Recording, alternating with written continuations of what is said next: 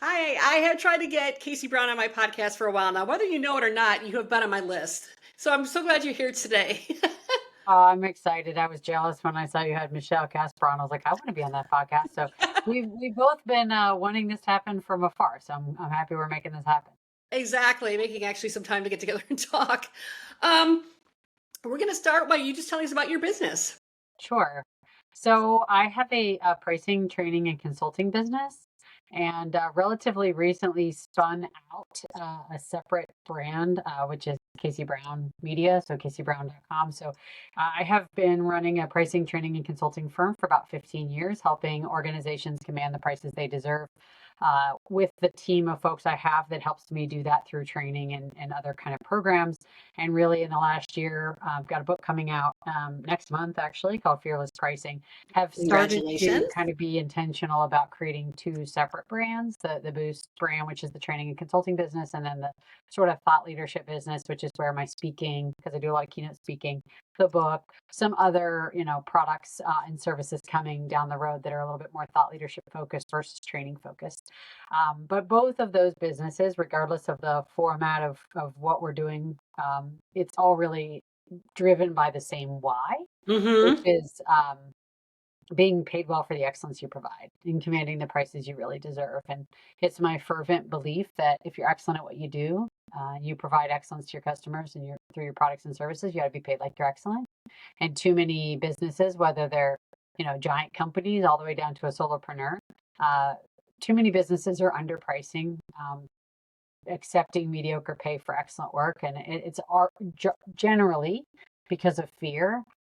There's a lot of fear-based decision making and pricing. If you line up 100 entrepreneurs or business owners or salespeople or anybody who has to sell ever, and say, "What do you love about selling and supporting customers?" I bet you my house, zero of them would say, "I love when I get to tell them what it costs." That is not the fun part, right? So, Right. so our work is really designed to pull back the curtain on tactics customers use to try to get us to do stuff for less, and then arm sellers with the methods and messaging and tools, and most importantly, the confidence to negotiate from strength and win more business at higher prices. And the one thing that really resonated with me is how much we actually self sabotage our own pricing sometimes too. Yeah, absolutely. I think it's a common belief, and I would argue a common misconception that the pricing power is like not in our hands. That somehow Mm-hmm. this is a sort of a market phenomenon, like the customers and the competitors are driving the marketplace pricing to a certain place, and we're doing the best we can in the face of those, commercial and competitive realities. And my, couple of decades of experience in this space have really proven to me that very often the biggest obstacle to a company not making more money with pricing isn't external at all, it's internal, and largely driven by a mindset of fear and worry over losing customers around price far more than a reality of losing customers Mm-hmm. over price. And I think a lot of people can relate to that. Like you wait, like you set a price out to a client, you start panicking, and you're like, oh, you know what? Maybe I should reply to them with a discount, Yeah, and they right. didn't even ask for one. Right. They're just busy because they're like they have to take their daughter to a college visit and they haven't gotten back to you yet. And meanwhile in our heads we're inventing a terrifying narrative about, oh my gosh, they're probably, that price is too high. I still really want this business. If I proposed 18,000, I'd still be really happy to get it at 15,000. So maybe, and we like invent and inject a lot of head trash and sort of spinning around and perseverating on price into sales conversations and sales processes, and it costs us a lot of money. Why do you think we do that? Well, that's a great question. I think it's a big one, probably more than we have time to fully explore. All right, But generally. in short version is some of the ways our brains are wired. So I'm kind of a psychology and neuroscience geek because I think both of those things have a lot to do with how much money sits in our bank account at the end of a pricing conversation. Mm, Of course, it's rooted in value. Like if you have a very valuable product or service versus one that is not as valuable product, those are going to drive some of your pricing performance, but so much more of it is driven by psychology and neuroscience. So, one of the things I'll mention here as an answer to your question is something called the negativity bias. which is where we recall negative events with greater frequency and intensity than positive events. It's the whole, like, if you have one schoolyard bully say something mean about you, then it takes 20 compliments to make it up, right? Yes, You yes. can have a great day at work, but one thing happens and that one thing is all you're focused on. My example I like to use is as I said, I do a lot of keynote speaking, and sometimes I'll get feedback scores from my speech, and there'll be 798 people gave me a 5 out of 5. One person gave me a 4. One person gave me a 2, and that Yep. 2 is just Two. like sits in my like, a 2. What? I'm obsessed with that Yeah. one, and even though mathematically it's a total outlier, and everybody in that audience loved my work, somebody didn't, and that is what Right. we fixate on. Why that is relevant to the question you asked is, why do we do so much fear-based pricing? Why do we accept underpricing? Why do we inject so much perseveration, worry, head trash, and crap into our pricing decision making and sales conversations? Is because of the negativity bias. So you can win 20 proposals in a row. You hear, one, you lose one. You're like, oh my gosh, our price is too high. We give losses over price disproportionate airtime Mm-hmm. and space in our head. It also, even price objections. So this is, you know, there are times that a customer's like, "Oh my gosh, Catherine, that's a lot. That's a lot more than I thought it was going to be. I don't know." And there's all kinds of verbal cues that price is a problem. And at the end of the day, they say, okay, and they sign the contract. And even though they said yes at the end of the day to that price, that kind of the noise that preceded it starts to infect our confidence and Oh affect yeah. our belief in our value. And so that cumulatively, both the losses as well as even just the sort of the noise that accompanies the win, both of those things sit in our head, take up too much space. We give them too much power. And I think, negativity bias, which is how we're wired, Yeah. is to blame. Like back in the, a jillion years ago, if there's a beautiful tree and a tree on fire, our brains are paying attention to the tree on fire because that's the one that's going to hurt us. And we're wired Oh this my way God, to I love protect that. us, but it's like our survival instincts are costing us money, basically. Oh, We have well, a see, 21st there's the century takeaway business. right there. There's the What's that? sound bite.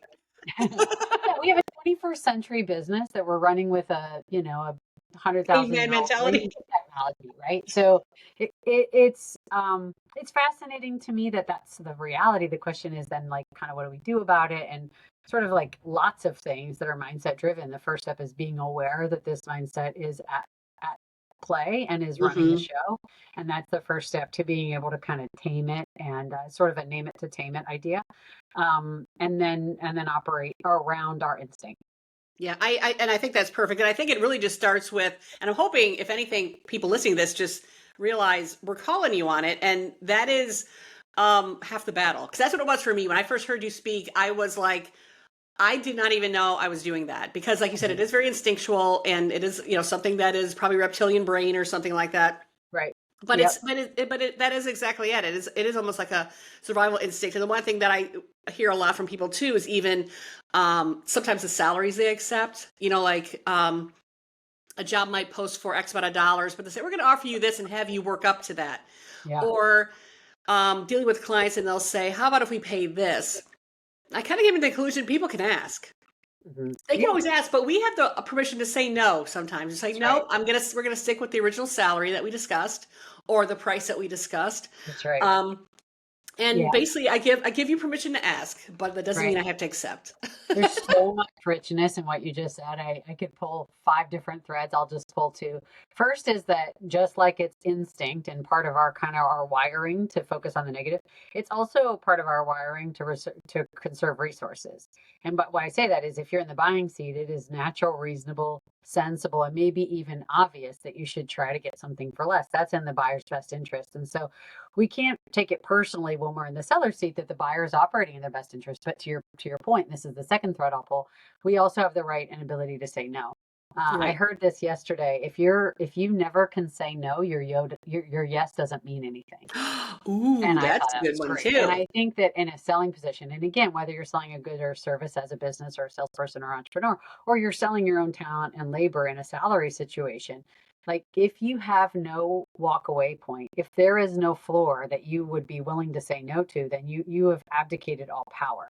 Like No is the most powerful word in a seller's vocabulary. And we often don't use it because we're terrified if we hold the line that they'll walk away. But Right. my experience time and time again, and this is true when I've seen salary negotiations unfold, but also selling and pricing negotiations unfold. Uh, when we say, like, this is my line and beyond this, I cannot go, and we do that in a diplomatic and respectful and Oh, professional way, absolutely. so often the answer is yes, okay, I'll pay that. Hmm. So often. And we think the answer is going to be no, okay, fine, we'll find somebody else. Right. But it's often, okay, Yeah. yes, we'll pay. It's because I'm just gonna see if you can shave something off of this. And you're like, Sure. I call those I people think the the price can't is hurt pretty to good. ask club.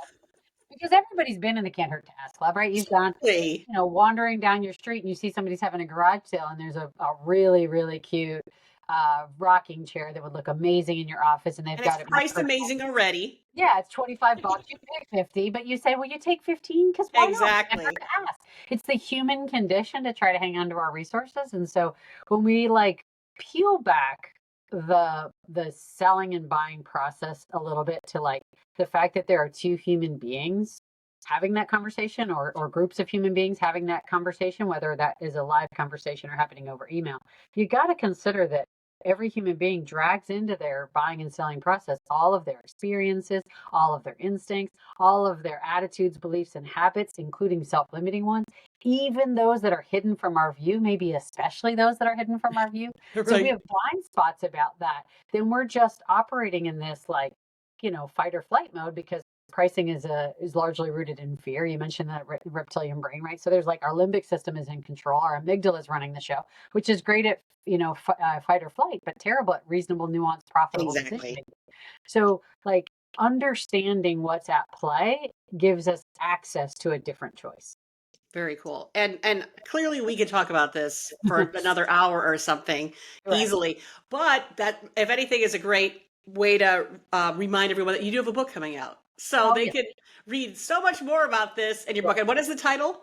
It's so very, very similar or it's very aligned to the conversation we just had. It's called Fearless Pricing. I love it. I love it. All right, so we will keep an eye out for that. Now, I'm pretty sure that when you were a child, you were not thinking about pricing so much. No. So when you woke up out of bed in the morning, your feet hit the ground, what was the one thing that you just couldn't wait to do, got you so excited? There's no responsibility. What was little Casey up to? I was a big, and this will surprise no one who knows me. I was a big ham. So I love like making people laugh. I love to act. I love to be on stage. I love to be the center of attention. I like to tell jokes. I like to perform. And when I was, my earliest career aspirations were theater. I wanted that. Oh, wow. Yeah. Well, it's good that you're building this empire then that's based on stage and Yeah. media and things Yeah. like It's that. full You're circle. fulfilling your destiny. So I was raised below the poverty line, and a theater career didn't look like a very straight line out of poverty to me. And so Yeah. I, like lots of kids in my situation, made this sort of the smart, practical choice. So I decided to major in engineering, and then ended up in pricing. But it's funny because now it's full circle because my most joyful moments in my work are standing on a stage, performing essentially, but sharing and teaching and educating and pulling people into a conversation about how to command the prices they deserve. And that's just a perfect example of how people can kind of, I guess, in a way, right track their career or whatever, or kind of drag it along, kind of behind you in some sort of a ball and chain sort of way. And that this is who I really am. This is what I'm really excited about, and I know I'm going to be successful if I just kind of stick with what my first true love is, which is why I like to ask That's that question. That's right. And my daughter, I'm a mother of teenage daughters, and my oldest is looking at college right now, and she is pursuing a degree in something theater related. And I have such FOMO about it. I'm like, gosh, what? But I love that she believes in it enough and understands her passion well enough to know to chase it. And I didn't for a variety of reasons, and I've taken the path I've taken, no regrets. But it is a comfort to me, and I see this with lots of people around me in the business world as well. Like you kind of find your way back. It's like the gifts are there, the Yes. unique abilities are there, and ultimately you are able to make the biggest difference in the world and be the happiest when you're leaning into your unique abilities. And I think really, and this is this is the surprising part. You also have the ability to be very successful and make more money that way. Like Yeah. it is lucrative to chase your gift, Hmm. even if the path doesn't necessarily look like one that's going to generate a lot of financial benefit. Well, it's very similar to that quote that we always hear about. If you work in an area in a place you love, it's like you're not working at all. There's Yeah, a lot you'll of never truth work to that. another day in your Yeah, life or whatever. Right? exactly, Yeah. exactly. And Mhm. there is so much truth to that because Yeah. you're just so fueled by you just keep going and going and trying and testing and learning because it just excites you so much. Well, and I think we're approximately the same age, so we're contemporaries generationally for sure. And when we were getting jobs right out of, college, it Yeah, was still like you try to find a good job and you hope you can work there a long time and get a pension. And it was this yeah, sort of old model. And now yep. the model is so different. And I think that's exciting, like the gig economy, the ability to sort of put together a bunch of different things that make your financial situation work, but also feed your soul. I think that's so awesome. And I'm so excited for the kids that this is the world they live in. Exactly. And I'll just give us the grace of saying, we're not that old, but we're old enough to know that Right. when we Old enough started for out, wisdom, young enough to get out of bed without groaning. we're old enough to know that when we started out, you had to kind of go and quote unquote make something of yourself. You had to compete, with the guys, Yep. same level, make money, A Grind, plus, grind, grind, do grind. all of that. And our kids get the gift, all the work we put in to just say, you know what, let's just take a step back a little bit. You Sure. can do something you love, and it's not a Yeah. bad thing. Yeah. And I don't mean to paint the picture that the kids have it so easy. There's Oh plenty of no, no, no, challenges that no. exist, and your daughter's the same age as my kids, and like there's plenty of challenges facing our kids that I didn't have to deal with. And I think, Yeah, the it's word just every different. day. I didn't have social media around when I was a kid. Yep. That would have been really hard. I mean, there's lots of challenges, but some of the changes I see in the world, I'm really excited about, and I think they're for the better. Yeah, but it's just even as a great comparison, just to kind of go off track a little bit. I mean, I think about, or I hear stories about women who are the generation before us, or maybe two before us. It's like I had a choice of being a nurse, a teacher, or a secretary, Right. maybe a librarian, and that was kind of it. That was Right. your choices, and then if you That's chose to right. get married, then you were done. So You're right. we've even took that leap to our generation was huge, 100%. and so the next 100%. one is going to And be even yet, better. I will tell you, as I was preparing for this podcast, which I did, when I say prepare for, I mean like sat in a chair and turned on the camera. I didn't do a ton of homework here, but I realized, and I have a list of all the podcasts I've ever appeared on because sometimes I share the links to episodes with folks. This is the first time I've ever been on a podcast with a female host. Oh, And I've been on a lot of podcasts, but every single time a man has hosted me, interesting. and I hadn't even really noticed that until it suddenly occurred to me as exceptional that you and I were going to be having this conversation as two women. And I think, like, we've come a long way, baby, but we got a long way to go. Well, that makes me feel a little special that I'm out there Yeah, doing thank you for a doing it. podcast. And Thanks for doing it. so thank you for that. Um, okay, so you are creating an empire, raising children. What do you do to unplug that is still kind of creative and fun, even though you're kind of working it into what you're doing now? But is there something that's completely different that you still do to um, kind of recharge or Yeah. unplug or just escape kind of your everyday work? Yeah, there are two things that I think really keep me um, balanced when I'm in the craziness of my business world. One is I took up a couple of years ago. I took up stained glass, and I had What? never done that before. I grew up, when I was in high school, I was in some art classes and stuff. Hmm. Always loved drawing and painting. Never contemplated it as anything professionally or anything, but I've always enjoyed, doing creative stuff. And I had been away from it forever and ever and ever. I, on a pretty much a whim, took a stained glass class and kind of fell in love with it. What I like about it so much for me is there's a lot of precision. So I'm an engineer by training, right? Hmm. And Hmm. there's a lot of precision and exactness in glass. So if Oh you like, it yeah. looks the best when it's very precisely laid out and cut and matched up. Right, And I right. like that part of my engineering brain just loves that process and precision of it, but you still have a lot of ability to be very creative and make something really beautiful. And it takes a lot of concentration when I'm doing it, and so I'm not thinking about work or, my daughter's college application process or the house We'll that have we're lunch over building. that. I'm Right. approaching that myself. Yeah. And then the second one is I love to be outside and be active. And one of my long time hobbies that absolutely resets is the biggest reset button I have in my life is whitewater kayaking. And Oh because it's wow. on whitewater and you're going over features and little waterfalls and running into boulders and whatnot, you've got to really be very present. It's a very Yes. presence inducing activity for me. It's not mindless. It's very focused, but it's focused on that moment. And it's also because I'm physically exerting myself at the end of those days, I'm very tired and I'm Yes. very happy. So I haven't been doing as much of that as I had in the past. There's a lot of reasons. 2024 was pretty busy and it got really hard to get out. But as I'm saying it to you out loud, I'm like, man, I've got to get back on that water.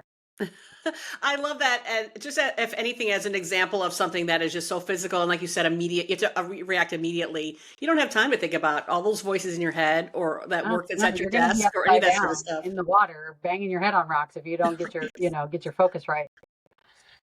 I will say I'm secretly happy that you did not say pickleball because we have played that together and it didn't stick for me. I have to say.